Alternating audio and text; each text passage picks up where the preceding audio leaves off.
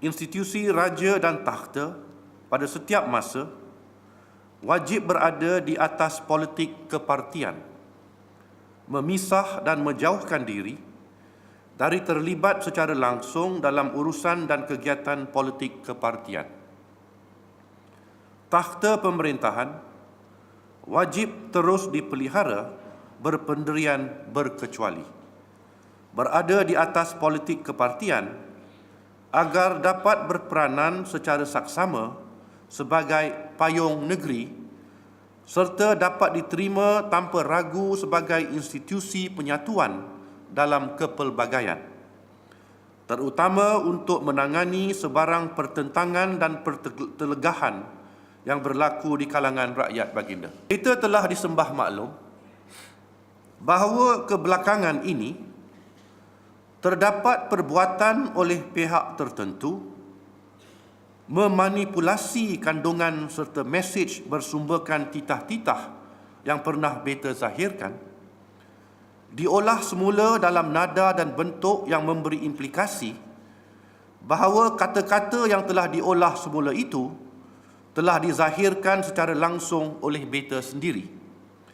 bertujuan untuk meningkatkan pengaruh kumpulan politik tertentu dan merendahkan lawan politiknya.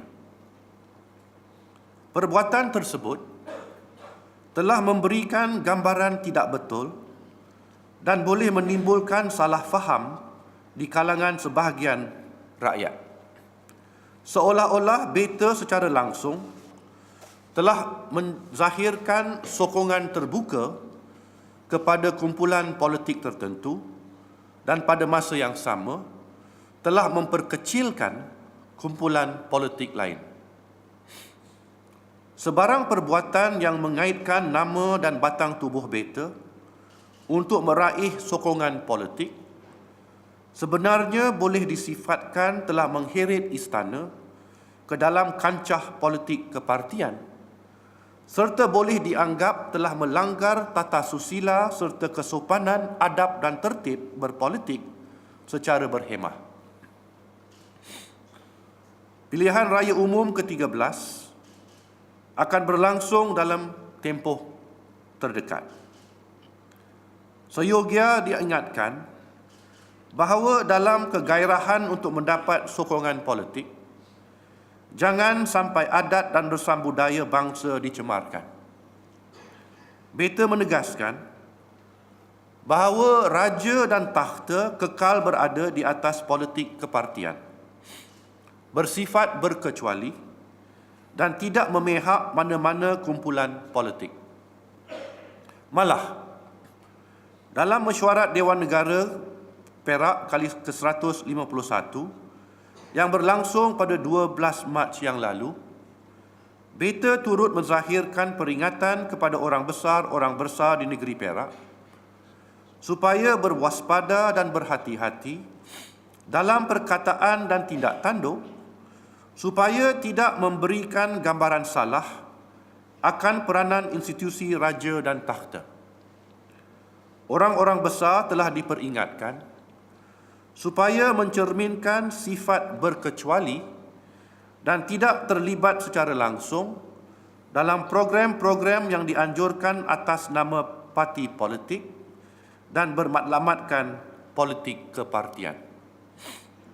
Senario politik semasa yang semakin terbahagi memerlukan orang besar bijak melakukan tafsiran dan bijak melakukan tindakan supaya institusi istana dan institusi orang besar dapat mempertahankan imej berkecuali dan kekal berada di atas politik kepartian.